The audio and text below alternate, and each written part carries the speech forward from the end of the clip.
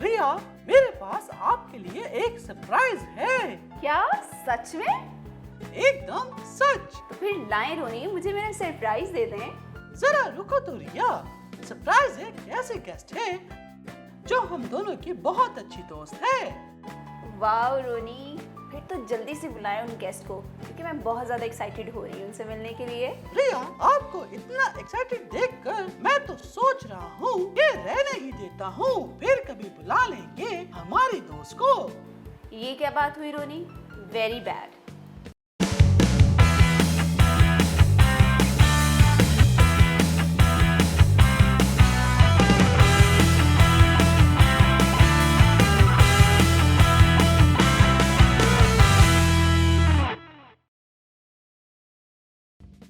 Boom, peekaboo. उफ, टीना, आपने तो मुझे डरा ही दिया। सॉरी रिया बाजी। इट्स ओके टीना, कैसी हैं आप? और मैं बहुत ज़्यादा खुश हूँ कि आज आप फिर से बाइबल पोस्ट ऑफिस में आई हैं, बट मुझे डरा दिया आपने। रिया बाजी मैं ठीक हूँ, आप कैसी हैं? रिया बाजी मुझे भी बहुत खुशी है कि मैं आपके बाइबल पोस्ट ऑफिस में आई हूँ। अरे अरे, ये क्या बात हुई? मैं तो किसी को नजर ही नहीं आ रहा। नहीं रोनी भाई, ऐसी बात नहीं है, बल्कि आपका शुक्रिया, क्योंकि मैं आपकी तो बदौलत यहाँ पर आई हूँ। जी रोनी साहब, सारा क्रेडिट आपको ही जाता है। कोई बात नहीं, आप मेरी अच्छी दोस्त हैं। आपके लिए इतना तो मैं कर ही सकता हूँ ना। बल्कि मैं भी आज बहुत खुश हूँ। और हाँ, सिर्फ क्रेडिट से काम नहीं चलेगा, पार्टी देनी पड़ेगी। ज़रूर रोनी भाई। इधर उधर की बातें तो होती रहेंगी, लेकिन मुझे जानना है कि क्या आप यीशु मसीह को जानती हैं? ओ, तो रोनी, आपने इसलिए टीना को आज यहाँ बुलाया है। जी रिया, हम दोनों तो एक दूसरे से काफी कुछ सीखते रहते हैं, मगर मैंने सोचा क्यों ना किसी और दोस्त को बुलाकर उनके ईमान से भी सीखा जाए। ये तो आपने बहुत ही अच्छा किया है रोनी। बिल्कुल रोनी भाई, बल्कि आपको ये सब जान के खुशी होगी, क्योंकि मुझे उसके बारे में बात करना बहुत पसंद है और वो मेरा सबसे अच्छा दोस्त भी है और वो मुझसे बहुत प्यार करता है। वो टीना, क्या आप भी यीशु मसीह से प्यार करती हैं? रोनी भाई, ये भी कोई पूछने वाली बात है? ऑफ कोर्स, मैं भी उससे बहुत प्यार करती हूँ। टीना, आप यीशु मसीह से कितना प्यार करती हैं? और टीना, आपने कैसे यीशु मसीह को अपनी जिंदगी में कबूल किया? बताती हूँ रिया बाजी और रोनी भाई, आप दोनों के सवालों के जवाब मेरे पास एक ही हैं। अच्छा, वो कैसे? वो ऐसे, जब मैं संडे स्कूल जाती थी तो मेरी टीचर मुझे संडे स्कूल में ये सिखाती थी कि यीशु मसीह ने हमारे लिए सलीब पर जान दी और खुदा का बेटा आसमान से ज़मीन पर इसलिए आया क्योंकि वो हमें गुनाहों से निजात दे सके। जी टीना, बिल्कुल ऐसा ही है। जी रिया बाजी, जब मैंने जाना कि यीशु मुझ गुनाहगार से इतना प्यार करता है तो भला मैं उससे प्यार क्यों ना करूं? ये तो बिल्कुल सच बात बोली आपने टीना। जी, तो टीना, आप कुछ और भी बताना चाहती हैं हमें? जी, मैं सब कुछ बताने के लिए तैयार हूँ। अरे वाह, ये हुई ना बात। इसके बाद मैंने अपनी टीचर से मज़ीद सीखा कि वो जलाली खुदावंद है और आसमान के मुक़द्दस तरीन मकाम पर रहता है और वो हम सब में से हर एक को प्यार करता और जानता भी है। जैसे कि पहला यूहन्ना उसका 4वां बाब और उसके 19वें आयत में मरकूम है कि हम इसलिए मोहब्बत रखते हैं कि पहले उसने हमसे मोहब्बत रखी। तो फिर आप ही बताएं रिया बाजी, मैं अपने यीशु से मोहब्बत क्यों ना करूं, ये सब जानते हुए भी कि वो हम सबकी कितनी फिक्र करता है और हम सबसे प्यार भी करता है। हाँ, ये बात तो है। ठीक है टीना, फिर तो आपको ये भी पता होगा कि यीशु मसीह में खुशी पाने का तरीका क्या है। जी रिया बाजी, यीशु मसीह में खुशी पाने का तरीका ये है कि हमें उसे पूरे दिल से मोहब्बत करनी चाहिए और उसे अपनी ज़िंदगी में सबसे पहला दर्जा देना चाहिए। रिया बाजी, मैं आपको ये बताना चाहती हूँ कि मैंने अपनी ज़िंदगी में यीशु मसीह को सबसे पहला दर्जा दिया है। Praise the Lord. टीना, मैं बहुत खुश हूँ आपके लिए कि खुदावंद ने आपको उसकी मोहब्बत के लिए चुना है कि आप उसकी मोहब्बत को जान सके। और मैं आपके लिए दुआ करूँगी कि खुदावंद इसी तरह अपनी मोहब्बत में आपको बढ़ाता रहे। आमीन। आमीन। और टीना, मैं आपसे ये भी जानना चाहूँगा कि आपने कभी ये सोचा कि यीशु ने आपको क्यों चुना? रिया बाजी, क्या आप मेरे लिए यिर्मयाह उसका 31 बाब और उसकी 3री आयत पढ़ सकती हैं? जी ज़रूर टीना, मैं ज़रूर पढ़ सकती हूँ आपके लिए। मैंने तुझसे अबदी मोहब्बत रखी, इसलिए मैंने अपनी शफ़क़त तुझ पर बढ़ाई। इस आयत को पढ़ने के बाद मुझे एहसास हुआ, इससे पहले मैं पैदा होती वो मुझे जानता था और वो मुझसे बेहद मोहब्बत करता था। बिल्कुल ठीक कहा आपने टीना। खुदावंद यीशु मसीह हमसे इतनी मोहब्बत करता है कि उसने हमारी खातिर सलीबी मौत गवारा की और अपनी जान दे दी और हमें शैतान की गुलामी से आज़ाद किया। और यीशु ने ऐसा इसलिए किया ताकि हम उसकी मलकियत हो जाएं। और रिया, जरा बताना तो कि मलकियत का मतलब क्या है? रोनी, जब हम कोई चीज़ खरीद लेते हैं तो हम उसके मालिक हो जाते हैं और यीशु मसीह ने अपनी जान हमारी खातिर सलीब पे दे के हमें खरीद लिया है अपने खून से और अब हम उसकी मलकियत हैं। दुरुस्त जवाब दिया रिया आपने। Very good, I am proud of you. Thank you so much Roni. इसके लिए हम पहला करंथियों उसका 6 बाब और उसकी 19वीं और 20वीं आयत को जब पढ़ते हैं तो यहाँ पे लिखा है, क्या तुम नहीं जानते कि कीमत से खरीदे गए हो? बस अपने बदन से खुदा का जलाल जाहिर करो। आमीन। यानी अच्छे अच्छे काम करो। जी रोनी भाई, हमारी ज़िंदगी का हर एक अच्छा काम खुदावंद यीशु मसीह के नाम को जाहिर करता है। बहुत खूब। तो मुझे आप दोनों ये बताएं कि जब यीशु मसीह हमसे इतना प्यार करता है तो क्या हमें यीशु मसीह को कोई तोहफा देना चाहिए? क्या ख्याल है? यस। अच्छा तो रोनी भाई, आपके ख्याल में हमें यीशु मसीह को क्या तोहफा देना चाहिए? रिया, हम क्या तोहफा दें जो खुदावन को पसंद आए? तो मैं आप दोनों को एक कहानी सुनाती हूँ, फिर आपके लिए तोहफा डिसाइड करना शायद आसान हो जाए। जी ठीक है रिया, सुनाए जल्दी से। एक 13 साल लड़की बड़े गौर से पादरी साहब की बातों को सुन रही थी, जो वो बता रहे थे कि खुदावंद यीशु मसीह उससे कितना प्यार करते हैं। उसने अपनी मर्जी से हम सब की खातिर हमारे गुनाहों के लिए सलीब पर जान दी। उन्होंने बताया कि कैसे यीशु मसीह ने अपनी कीमती लहू से उसे छुड़ाया ताकि वो उसके बन सके। लड़की का दिल इन तमाम बातों से बहुत मुतासिर हुआ। वो खुदावंद यीशु से अपने सारे दिल से मोहब्बत रखती थी और अपना प्यार उसे दिखाना चाहती थी। उसके पास पैसे नहीं थे, चुनाचे उसने सोचा कि बेशक उसके पास खुदावंद को देने के लिए कुछ भी नहीं, तो भी वो एक ऐसा तोहफा उसे दे सकती है जिससे खुदावंद यीशु मसीह बहुत खुश होंगे। जब चंदा उठाने वाला शख्स उसके पास आया तो उसने उसके कान के पास जाकर कहा, जनाब क्या आप थोड़ा सा टोकरी को नीचे कर सकते हैं? उस शख्स ने टोकरी को नीचे कर दिया। उसने फिर से कहा, क्या आप इस टोकरी को थोड़ा सा और नीचे कर सकते हैं? तो उस शख्स ने टोकरी को ज़मीन तक नीचे कर दिया और वो जल्दी से उठी और वो टोकरी में खड़ी हो गई। वो ये बेहतरीन तोहफा था जो वो खुदावंद को दे सकती थी, यानी उसने अपना आप तोहफे के तौर पे खुदावंद यीशु मसीह को पेश कर दिया।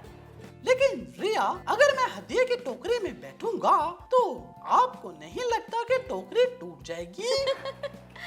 हद है रोनी, आप भी ना। रोनी भाई, आप भी ना। हाँ, अरे हाँ, मैंने बस आपको हंसाने के लिए कहा ऐसे। और हाँ रिया, मैं समझ गया। मैं भी अपने आप को पूरी तरह खुदावन को बतौर तोहफा पेश करूँगा। मुझे उम्मीद है कि खुदावन को मेरा तोहफा पसंद आएगा। बेशक रोनी, और मुझे खुशी है कि आप ऐसा करने के लिए तैयार हैं। जी रिया बाजी, मैं भी तैयार हूँ खुद को बतौर तोहफा यीशु मसीह को पेश करने के लिए। बहुत खूब टीना, जबरदस्त। जी टीना, कैसी लगी आपको स्टोरी? बहुत अच्छी रोनी भाई। टीना, आपका बहुत ज़्यादा शुक्रिया एक बार फिर से बाइबल पोस्ट ऑफिस में आने के लिए, और आज आपके ईमान के वसीला से हमने बहुत ज़्यादा बरकत पाई है। रिया, इरफान और उसकी पोशीदा तलवार मेरी पसंदीदा कहानी है। मैंने इसके वसीले से बहुत बरकत पाई है और ये जाना है कि वाकई हमें खुदावन के कलाम को हर रोज पढ़ना चाहिए ताकि हम इससे रहनुमाई हासिल कर सकें। Welcome to story time. Hello प्यारे बच्चों, कैसे हैं आप सब? मुझे उम्मीद है कि आप सब ठीक होंगे। इरफान और उसकी पोशीदा तलवार की कहानी में आप सबको खुशामदीद। पिछली कहानी में हमने ये जाना था कि आरिफ सुमेरा के ज़रिए से इरफान को पैगाम भेजता है कि आफाक एक मुश्किल में पड़ने वाला है और जावेद उसको कश्ती में बिठाकर पानी में छोड़ने वाले हैं। इरफान ये बात सुनते ही उसकी मदद के लिए चला जाता है, हालांकि वो ये जानता है कि वो अकेला उसकी मदद नहीं कर सकता। और साथ ही आरिफ और उसके वालिद उनकी मदद के लिए पहुंचते हैं। और अब हम देखेंगे कि आज की कहानी में क्या हुआ। आरिफ और उसके वालिद वहां पर पहुंचे और उन्होंने उन लड़कों को और जावेद को, जो कि आफाक को कश्ती में बिठाकर दरिया में डुबोना चाहते थे, उनको गिरफ्तार कर लिया। और गिरफ्तार करने के बाद पुलिस का एक सिपाही आफाक को और उसके दोस्तों को लेकर उनके घर पहुंचा। और जब वो उनके दरवाजे पर पहुंचे और बेल दी, आफाक के वालिद ने जब दरवाज़ा खोला तो देखा कि पुलिस का सिपाही उनके साथ है, तो उसके चेहरे पर कुछ परेशानी सी आ गई। और पुलिस के सिपाही ने सारा वाकया आफाक के वालिद को बताया और उसने कहा कि अगर आप चाहें तो उन दूसरे लड़कों के खिलाफ भी मुकदमा दर्ज करवा सकते हैं, लेकिन हम जावेद को हवालात में रखना चाहते हैं ताकि वो दोबारा आपके बेटे को कोई नुकसान ना पहुंचा सके। और फिर उसके बाद पुलिस का सिपाही वहां से चला गया और उसके बाद आफाक के वालिद ने आरिफ और इरफान से कुछ मज़ीद सवालात किए। इसके बाद इरफान और आरिफ वहां से जाने लगे तो आफाक भी उनके साथ उठकर जाने लगा। आफाक के वालिद ने आफाक से कहा कि बेटा, तुम्हें अभी अपनी फैमिली के साथ रहने की ज़रूरत है। इसके बाद आरिफ और इरफान वहाँ से चले गए और जाते जाते उन्होंने ये फैसला किया कि वो इस सारे वाक़ये के बारे में सुमेरा को बताएंगे। और जब वो जा रहे थे तो इरफान ने आरिफ से पूछा कि आरिफ, तुम्हें ये कैसे पता चला कि आफाक एक बड़ी मुसीबत में पड़ने वाला है? तो आरिफ ने एक लंबी सांस ली और कहा कि इरफान, मैं तुम्हें बताना चाहता था, जिस दिन से मैंने अपनी ज़िंदगी यस्सु को दी है, उस दिन से मैं अपने वालिद के साथ इन बातों के बारे में जो मैं सुमेरा से और तुमसे करता हूँ, हर एक बात अपने वालिद को बताता हूँ। और मेरे वालिद अब पहले से ज़्यादा तब्दील हो चुके हैं और अब हमारे घर का माहौल भी पहले से ज़्यादा बेहतर है और मैं अपने वालिद के साथ हर एक बात को शेयर करता हूँ। एक दिन जब मैं एक स्टोर में था तो मैंने जावेद और दूसरे लड़कों को आफाक के मुतालिक इस मंसूबे के बारे में एक एक बात को सुन लिया था और मैंने ये सारी बातें अपने वालिद को भी बताईं और उन्होंने मुझे कहा कि हमें उसकी मदद ज़रूर करनी चाहिए। और मैंने तुम्हारी काफ़ी तलाश की, लेकिन जब तुम नहीं मिले तो मैंने अपना पैगाम सुमेरा को दिया और सुमेरा ने तुम्हें बताया, लेकिन शुक्र है कि हम सब वक्त पर पहुंच गए। तो इरफान ने कहा कि आरिफ, तुमने बहुत अच्छा किया कि तुम तैर कर आफाक के पास गए और तुमने उसको बचा लिया। और फिर इसके बाद वो सुमेरा के घर पहुंचे और जब सुमेरा के घर पहुंचे तो उन्होंने ये सारी बात सुमेरा को बताई। और जब सुमेरा ने ये सुना कि जावेद आफाक के लिए कितना घटिया मंसूबा बना रहा था तो उसकी आंखों में आंसू आ गए और वो ये सोच रही थी कि अब आफाक क्या फ़ैसला करेगा, क्या वो अपनी ज़िंदगी को बदलेगा। तो इरफान ने मुस्कुराते हुए कहा कि मेरा ईमान है कि अब उसने इस वाक़ये से बहुत कुछ सीख लिया है और अब मैं जानता हूँ कि वो अपनी ज़िंदगी के बारे में ज़रूर कोई फ़ैसला करेगा। और इरफान की ये बात बिल्कुल सच साबित हुई। अगली सुबह जब इरफान अपने घर में नाश्ता कर ही रहा था तो उसके दरवाजे पर दस्तक हुई और जब उसने दरवाज़ा खोला तो दरवाजे पर आफाक था, जो कि अपने बेहतरीन ड्रेस में खड़ा था। और उसने कहा कि इरफान, क्या मैं तुम्हारे साथ संडे स्कूल में जा सकता हूँ? इरफान ने कहा ज़रूर, लेकिन रुको, पहले मैं अपनी बाइबल ले लूँ। इरफान ने अपनी बाइबल ली और वो दोनों संडे स्कूल की तरफ चले गए। संडे स्कूल के उस्ताद ने आज यस्सु के मुतालिक दूसरों को बताने के बारे में सबक सुनाया और उसने कहा कि हमें दूसरों को यस्सु के बारे में बताने में कोई शर्म महसूस नहीं करनी चाहिए। और जब संडे स्कूल की क्लास ख़त्म हुई, आफाक ने फ़ैसला किया कि वो भी अपनी ज़िंदगी खुदावंद यस्सु मसीह को देगा। आफाक ने इरफान से कहा कि इरफान, मैं खुश हूँ कि तुमने दूसरों को यस्सु मसीह के मुतालिक बताने में कभी कोई शर्म महसूस नहीं की और हमेशा अपने हर काम को करने में खुदावंद यस्सु मसीह से मदद मांगी और अगर तुमसे गलती हुई तो तुमने उसका भी इकरार किया। इरफान, मैं चाहता हूँ कि हम दूसरे लड़कों के लिए भी दुआ करें ताकि वो भी यीशु मसीह को अपनी ज़िंदगी दें और उसे कबूल करें। इरफान ने कहा, चलो ये तो बहुत अच्छी बात है, हम सुमेरा के घर चलते हैं और उसको भी आज इस खुशी के बारे में बताते हैं। तो सुमेरा के घर गए तो सुमेरा ने जब ये सुना कि आफाक ने अपनी ज़िंदगी यीशु को दे दी है तो वो बहुत खुश हुई और उसने आफाक के लिए जल्दी से एक किताबी निशान जो कि इस तरह का था वो निकाला और वो आफाक को दिया। आफाक ने जब ये किताबी निशान लिया तो उसकी एक तरफ लिखा हुआ था कि मैंने तेरे कलाम को अपने दिल में रख लिया ताकि तेरे खिलाफ गुनाह ना करूं। और जब उसने उसको पलटा तो उसकी दूसरी तरफ लिखा हुआ था, खुदा का कलाम जो रूह की तलवार है ले लो। और उसने वो निशान ले लिया और वो बहुत खुश था और वो चाहता था कि वो दूसरे लड़कों के लिए भी दुआ करे। और इरफान ने बताया कि आफाक, सुमेरा हर रोज़ तुम्हारे लिए दुआ करती थी कि तुम अपनी ज़िंदगी खुदावंद यीशु मसीह को दे दो, और देखो आज तुमने अपनी ज़िंदगी खुदावंद यीशु मसीह को दे दी है। सुमेरा बहुत खुश थी। इसके बाद वो दोनों वहाँ से चले गए और फिर ये कहानी ख़त्म हो गई। प्यारे बच्चों, इरफान और उसकी पोशीदा तलवार की कहानी की ये आखिरी किस्त थी और आज की कहानी में हमने ये जाना कि आफाक ने हकीकी तौर पर अपनी ज़िंदगी खुदावंद यीशु मसीह को दी और उसने इरफान की ज़िंदगी से बहुत कुछ सीखा कि इरफान जो कुछ किताब मुक़द्दस से सीखता वो दूसरों को बताता, और उसने हमेशा वो काम किया जो दुरुस्त है और जो बाइबल मुक़द्दस के मुताबिक है। उसने दूसरों की मदद की और वो कभी यीशु मसीह के मुतालिक दूसरों को बताने में उसने शर्म महसूस नहीं की।